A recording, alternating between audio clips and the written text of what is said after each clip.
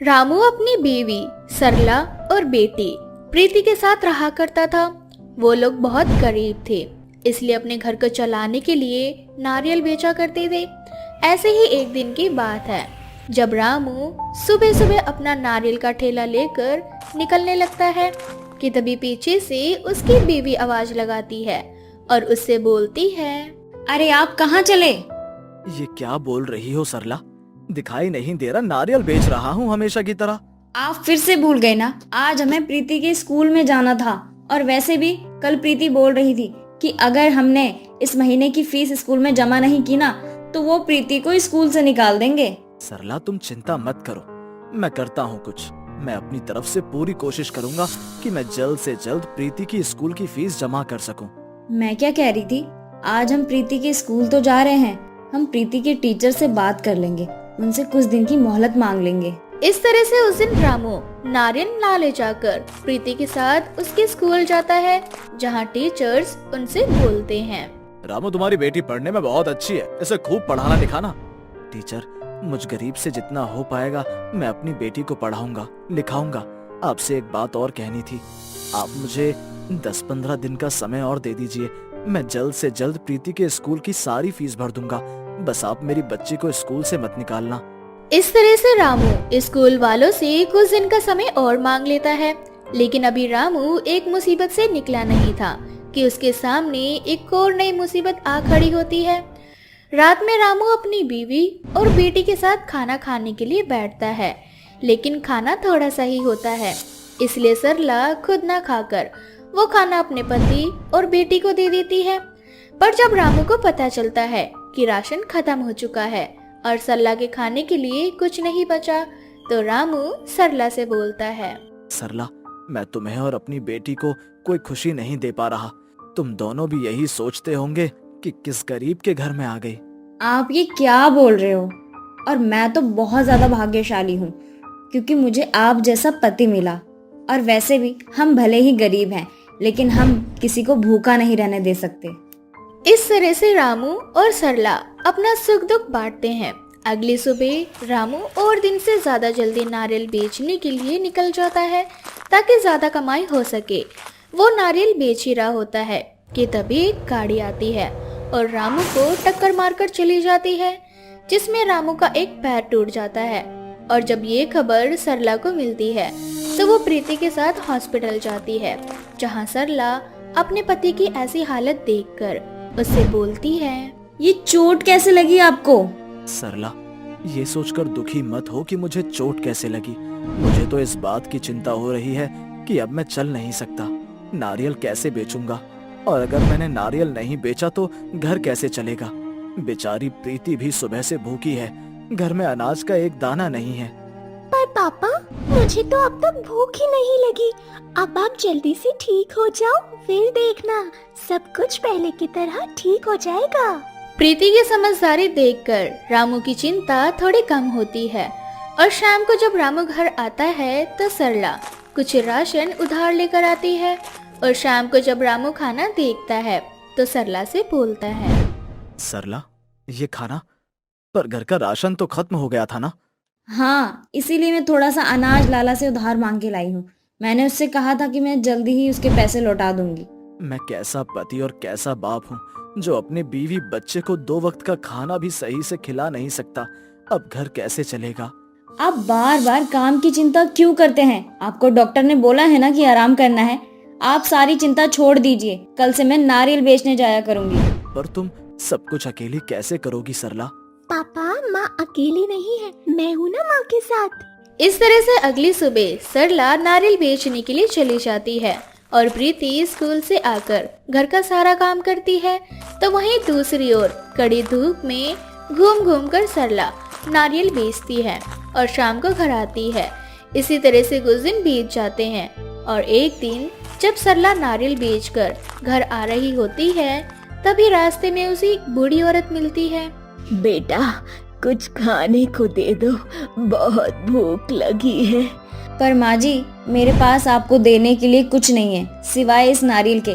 आप ये नारियल ले लीजिए। पर बेटा, इन नारियल से मेरा पेट नहीं भरेगा। मेरी मदद करने के लिए शुक्रिया, मैं चलती हूँ। इस तरह से वो बूढ़ी औरत वहाँ से जाने लगती है। लेकिन सरला को ये देखकर बहुत बुरा लगता है कि वो एक बूढ़ी औरत को खाना ना खिला सके, इसलिए वो बूढ़ी औरत को रोककर अपने साथ अपने घर ले जाती है, जहाँ वो अपने हिस्से का खाना उस बूढ़ी औरत को दे देती है। बूढ़ी औरत उसकी इस दयालुता से बहुत खुश होती है और उससे बोलती है, बेटा, तुमने मेरी भूख शांत करी है, इसीलिए तुम अपनी 3 नारियल मुझे दे दो। ये सुनकर सरला पहले बहुत परेशान होती है, पर बाद में वो 3 नारियल लाकर अम्मा को दे देती है। जिसके बाद वो बूढ़ी औरत उन 3 नारियलों पर कुछ मंत्र पढ़कर वो तीनों नारियल सरला के हाथ में देती हुई सरला से बोलती है, बेटा, ये 3 नारियल अब साधारण नारियल नहीं रहे, अब ये तीनों जादुई नारियल हो चुके हैं। पर मेरे जाने के बाद ही इन तीनों नारियलों को तोड़ना।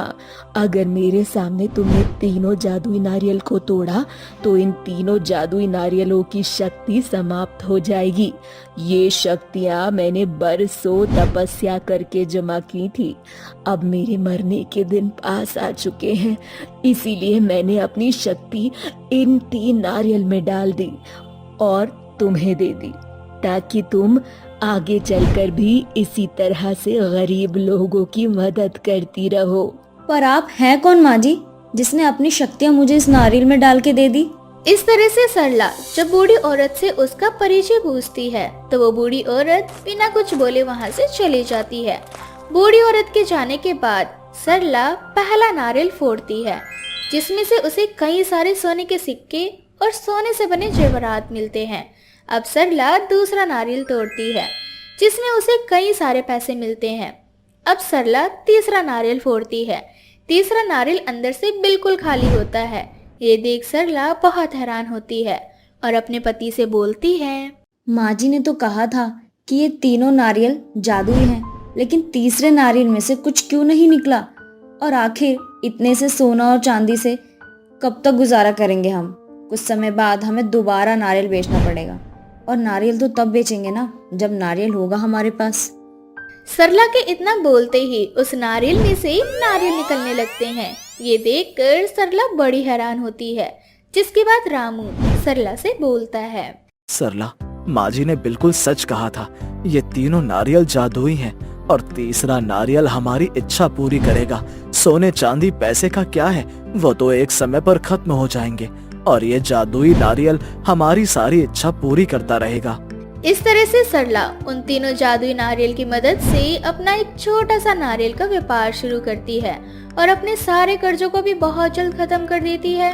अब सरला जादुई नारियल की मदद से अपनी बेटी को एक अच्छे से स्कूल में पढ़ाती है, साथ ही अपने जैसे गरीब और भूखे लोगों की मदद करती है। इसी तरह से बहुत जल्द जादुई नारियल की मदद से रामू का पैर भी काफी ठीक हो जाता है और उनके घर में खुशियों की सौगात आ जाती है।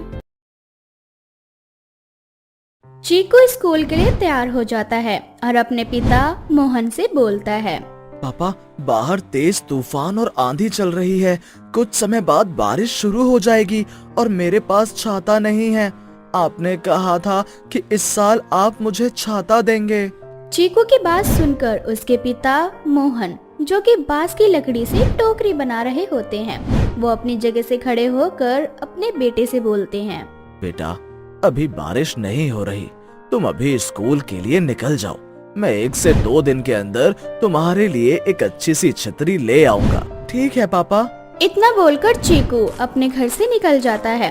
वो अभी थोड़ी दूर पहुंचा ही था कि तेज बारिश होने लगती है, जिस वजह से चीकू एक पेड़ के नीचे जाकर खड़ा हो जाता है और बारिश के रुकने का इंतजार करने लगता है, लेकिन बारिश नहीं रुकती। जिसके बाद चीकू भीगता हुआ स्कूल जाता है और जब चीकू स्कूल जाता है तो उसे गीला देखकर उसकी टीचर उसे डांटते हुए बोलती है, चीकू, आज तुम इतनी लेट स्कूल आए हो? तुम तो एक इंटेलिजेंट बच्चे हो और हमेशा समय पर आते हो, और आज इतनी लेट, वो भी भीगे हुए। तुम छाता लेकर क्यों नहीं आए बाकी बच्चों की तरह? हाँ, मैं तुम्हें इस तरह से क्लास में बैठने नहीं दे सकती, तुम तो भीगे हुए हो। टीचर, मेरे पास छतरी नहीं है। मेरे पिताजी ने बोला है कि वो बहुत जल्द मेरे लिए एक छतरी ला देंगे। चीकू की बात सुनकर क्लास के सभी बच्चे हंसने लगते हैं, जिसके बाद टीचर सभी बच्चों को चुप करवाकर चीकू से बोलती है, चीकू, मैं तुम्हें क्लासरूम में नहीं आने दे सकती, इसीलिए जब तक तुम सूख नहीं जाते तब तक तुम क्लासरूम के बाहर खड़े होकर ही पढ़ाई करोगे। बेचारा चीकू अपनी टीचर की बात मान लेता है और क्लासरूम के बाहर खड़े होकर पढ़ाई करने लगता है। छुट्टी होने के बाद सभी बच्चे अपना बैग और छतरी लेकर घर जाने लगते हैं और चीकू बारिश में भीगता हुआ घर जाता है। जब चीकू गीला घर जाता है तो चीकू को गीला देख उसकी माँ रमा अपने पति मोहन से बोलती है, हमारा चीकू पढ़ने लिखने में कितना तेज है। हर साल जब भी मॉनसून आता है हमारे चीकू की पढ़ाई छूट जाती है। कभी वो गीला स्कूल जाता है तो कभी लेट स्कूल जाता है, कभी कभी तो उसकी तबीयत खराब हो जाती है जिस कारण उसकी पढ़ाई छूट जाती है। और ऐसा कब तक चलता रहेगा मुझे कुछ भी नहीं पता। आप इस बार पैसे जोड़कर मेरे बच्चे के लिए एक छाता खरीद दो।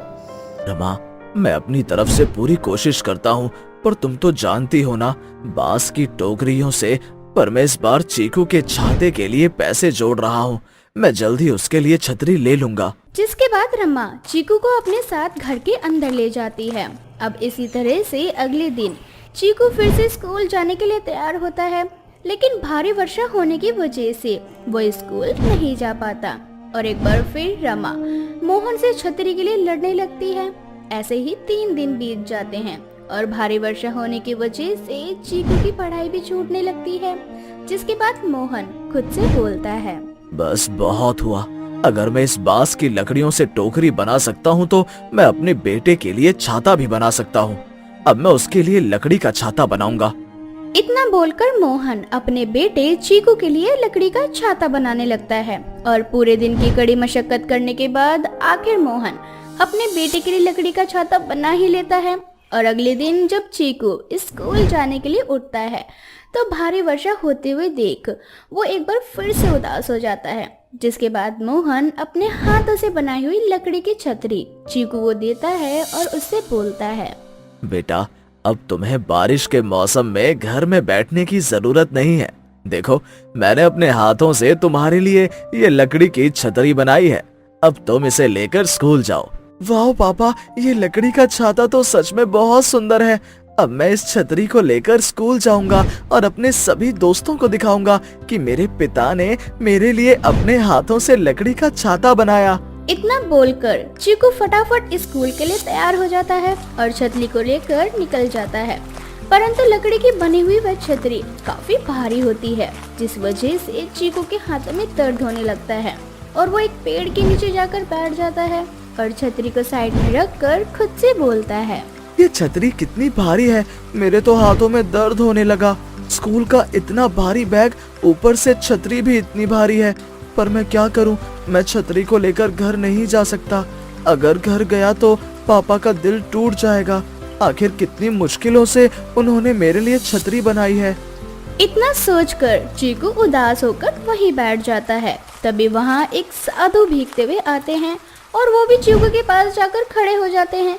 जिसके बाद साधु बाबा चीकू से बोलते हैं, बेटा, स्कूल के कपड़ों में तैयार हो, तुम्हारे पास छाता भी है, पर फिर भी तुम यहाँ उदास बैठे हो। तुम्हें स्कूल नहीं जाना क्या? मुझे स्कूल जाना बहुत पसंद है, पर मेरा छाता लकड़ी का बना हुआ है और ये बहुत भारी है। चीकू की समस्या सुनकर साधु बाबा एक मंत्र पढ़ते हैं और उस छाते पर फूंक देते हैं। जिसके बाद साधु बाबा चीकू से बोलते हैं, अब ये छतरी भारी नहीं है, अब तुम इसे लेकर आराम से स्कूल जा सकते हो। इतना बोलकर साधु बाबा वहाँ से चले जाते हैं और साधु बाबा के कहने पर चीकू एक बार फिर उस छतरी को उठाता है, लेकिन इस बार वो छतरी काफी हल्की होती है, जिस वजह से चीकू जल्दी जल्दी अपने स्कूल जाता है। और जब सभी बच्चे और टीचर चीकू की लकड़ी की छतरी देखते हैं तो वो लोग बड़े हैरान होते हैं और चीकू सारी बातें अपने दोस्तों को बताता है। कुछ देर बाद स्कूल की छुट्टी हो जाती है, लेकिन स्कूल की छुट्टी होने के बाद वर्षा तेज होने लगती है और तेज आंधी, तूफान और बिजली कड़कने लगती है, जिस वजह से काफी बच्चों की छतरियां टूट जाती है तो कुछ की हवा में उड़ जाती है। लेकिन चीकू के छाते को कुछ नहीं होता। जिसके बाद चीकू अपने कुछ दोस्तों को अपनी छतरी में आने के लिए बोलता है। चीकू के कुछ दोस्त जब छतरी के नीचे आते हैं तो छतरी अपने आप बड़ी हो जाती है और इस छतरी से चीकू सभी को अपनी छतरी के नीचे खड़ा कर लेता है और अपने घर जाता है। ये देख सभी गांव वाले बड़े हैरान होते हैं और जब चीकू अपने घर पहुंच जाता है तो गांव वाले चीकू के पिता के पास आते हैं और उससे बोलते हैं, मोहन भाई, चीकू के पास तो जादुई छतरी है। हम सबने अपनी आंखों से देखा है, वो छतरी अपने आप बड़ी होती जा रही थी। ये सब सुनने के बाद मोहन को विश्वास नहीं होता, जिसके बाद मोहन उस छतरी को खोलकर कुछ लोगों को अपनी छतरी के नीचे खड़ा करता है और वो देखता है कि वो छतरी सच में अपने आप बड़ी हो रही है। जिसके बाद सभी गांव वाले उस छतरी का सदुपयोग करने के लिए मोहन को एक आइडिया देते हैं। मोहन भाई, तेज वर्षा होने की वजह से हमारी फसल को बहुत नुकसान हो रहा है और हम इस छतरी की मदद से अपनी फसल साथ ही वर्षा के पानी को जमा कर सकते हैं। वो कैसे? मोहन, हम चीकू की छतरी लेकर बांध और खेत के बीच में खड़ा कर देंगे, जिस वजह से बारिश का सारा पानी बांध में आ जाएगा और छतरी के नीचे फसल होने की वजह से हम सभी गांव वालों की फसल भी बच जाएगी। उस आदमी के कहने पर मोहन उसकी बात मान जाता है और वैसा ही करता है और छतरी के नीचे जितने भी खेत होते हैं वो सभी बारिश की वजह से खराब नहीं हो पाते और बारिश का सारा पानी बांध नहर में जमा हो जाता है। जिसके बाद बारिश का मौसम खत्म हो जाता है और गांव वालों के पास बारिश का पानी स्टोर हो जाता है। कुसुम के 5 बेटे थे। कुसुम ने अपने 5 बेटों की अच्छी पढ़ाई और उसके भविष्य के लिए उन 5 को एक साथ विदेश भेजा था। कुसुम के 5 बेटे पूरे 5 साल बाद विदेश से कुछ ही दिनों में घर आने वाले थे। ये सोच कर कुसुम बहुत खुश हो रही थी कि जब उसके 5 बेटे इस बार घर आएंगे तो वो अपने 5 बेटों की शादी अपनी मनपसंद की लड़कियों से करवाएंगी।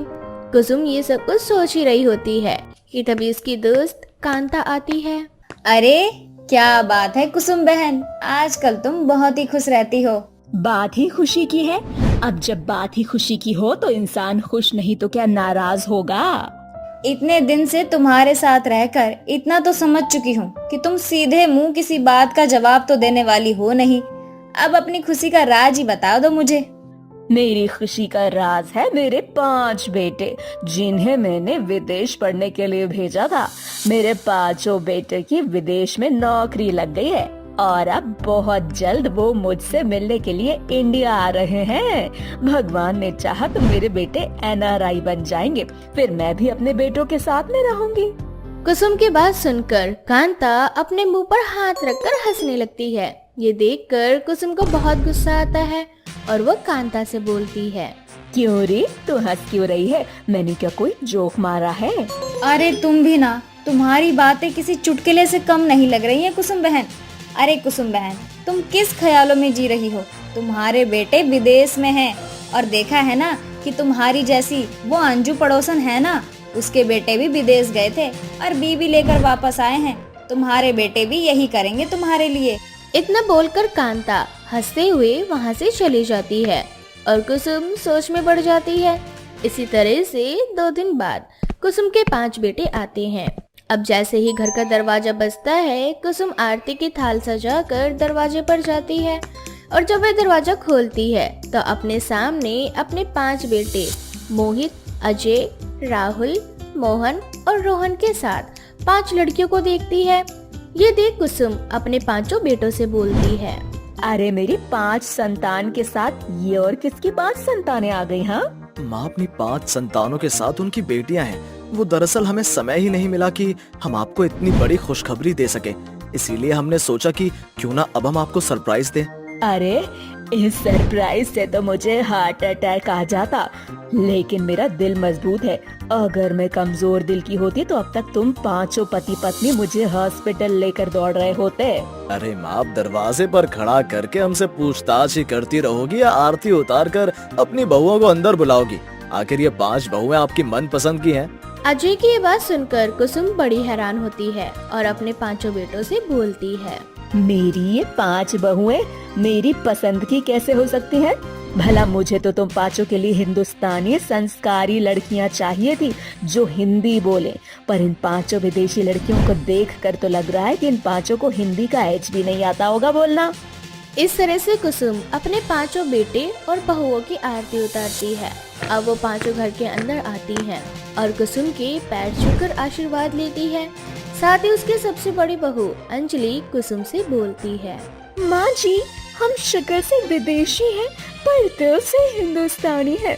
मेरी माँ हिंदुस्तानी थी और पापा विदेशी, इसीलिए माँ ने हमें हिंदी बोलना सिखाई है और हिंदी कल्चर भी सिखाया है। चलो, एक को तो हिंदी आती है, बाकी इन चारों का पता नहीं। माँ, आपकी इन चारों बहुओं को भी बहुत अच्छी हिंदी बोलनी आती है, क्योंकि इनकी माँ भी हिंदुस्तानी थी और पिता विदेशी। जब कुसुम को ये पता चलता है कि उसकी 5 बहुएं, उनकी माँ हिंदुस्तानी और पिता विदेशी थे और उसकी 5 बहुओं को इंडिया के तौर तरीके और कल्चर के बारे में अच्छे से पता है, तो कुसुम अपनी 5 बहुओं को अपनाने के बारे में सोचती है और अपनी 5 बहुओं से बोलती है, मैं तुम पांचों को अपने बहू के रूप में तभी अपनाऊंगी जब तुम पांचों मेरे टेस्ट में खरी उतरोगी। अगर तुम पांचों मेरे टेस्ट में फेल हो गई तो तुम पांचों को मेरे बेटों को छोड़कर विदेश वापस जाना होगा, क्योंकि मेरे घर में एक संस्कारी और हिंदुस्तानी बहू चाहती हूँ जो दिल से हिंदुस्तानी हो। माँ जी, आपके सभी टेस्ट में आपको पास होकर हम दिखाएंगे, क्योंकि हम सिर्फ शक्ल से विदेशी हैं, बल्कि दिल से हम हिंदुस्तानी हैं। इस तरह से कुसुम अपनी 5 बहुओं के घर आते ही उनसे घर का काम करवाने लगती है। तभी वो उनसे खाना बनवाती है, तो कभी उनसे साफ सफाई का काम करवाती, तो कभी वे उनसे पूजा पाठ करवाती। लेकिन कुसुम की 5 बहुएं बहुत संस्कारी होती है, जो विदेश में रहकर भी खूब अच्छे से हिंदुस्तानी कल्चर को फॉलो कर रही थी। इस तरह से कुसुम की 5 बहुएं उसके इस टेस्ट में पास हो जाती हैं, जिसके बाद कुसुम अपनी 5 बहुओं को दिल से अपना लेती है। अब इसी तरह से कुछ समय बीत जाता है और एक दिन जब कांता को पता चलता है कि कुसुम की 5 बहुएं घर आ चुकी है, तो वो खुशी से कुसुम की 5 बहुओं से मिलने के लिए उसके घर आती है। लेकिन उनकी 5 विदेशी बहू को एक साथ देखती है तो कुसुम उससे बोलती है, अरे कुसुम बहन, तुम तो बड़ा बोल रही थी कि तुम अपने घर में अपनी मन पसंद की बहू लेकर आओगी, लेकिन देखो वही हुआ ना जो मैंने कहा था, तुम्हारे घर में भी विदेशी बहू आ गई है। अरे कांता, लगता है तू अधूरी खबर लेकर मेरे घर आई है। तुझे किसने कहा कि ये मेरी पसंद की बहू नहीं है? अरे ये मेरी सारी बहुएं मेरी पसंद की हैं। अच्छा, तो इसका मतलब कि तुझे विदेशी बहू चाहिए थी। मतलब तू ऐसे ही बोला करती थी कि तुझे हिंदुस्तानी और संस्कारी बहू चाहिए। मुझे हिंदुस्तानी और संस्कारी बहुएं ही चाहिए थी और मेरी 5 बहुएं हिंदुस्तानी और संस्कारी हैं। क्या हुआ अगर मेरी 5 बहुएं विदेश में पढ़ी लिखी हैं, विदेश में पैदा हुई हैं, पर इनकी माओ ने तो इन्हें हिंदुस्तानी बनाया है और वो भी हिंदुस्तानी थी। इनका जो कल्चर था वो हिंदुस्तानी रहा है और वैसे भी मेरी बहुएं सिर्फ शक्ल से विदेशी है, दिल से तो वो हिंदुस्तानी ही है। मैं ना अच्छे से समझ सकती हूँ कुसुम बहन कि तुम ये सब क्यों कर रही हो, ताकि कोई तुझे आके सुना ना सके, क्योंकि तूने किसी को छोड़ा है क्या सुनाने में। कांता कुसुम के घर आकर कुसुम की बहुओं की बुराई कुसुम से ही कर रही होती है और साथ ही कुसुम का मजाक भी बना रही होती है। ये सब देखकर कुसुम की 5 बहुओं को बहुत बुरा लगता है और वो 5 कांता को सबक सिखाने के लिए कांता के लिए हिंदुस्तानी खाना बनाकर लाती है और हिंदी में अंजलि कांता से बोलती है, नमस्कार आंटी जी, पर आप हमारे घर में आकर हमारी सास की बुराई करें, ये बात हम 5 को बर्दाश्त नहीं हो सकती। माना हम 5 विदेशी हैं, पर हमने हमेशा हिंदुस्तानी कल्चर को ही सपोर्ट किया है, फिर आप हमारी सास के साथ ऐसा कैसे कर सकती हैं? और हाँ, हमने खाना हिंदुस्तान के हर अलग अलग राज्य का बनाया है, जैसे राजस्थान का दाल बाटी चूरमा, यूपी का लच्छा पराठा और पंजाब का सरसों का साग और मक्के की रोटी। तो शायद आपकी बहू को भी ये बनाना आता नहीं होगा।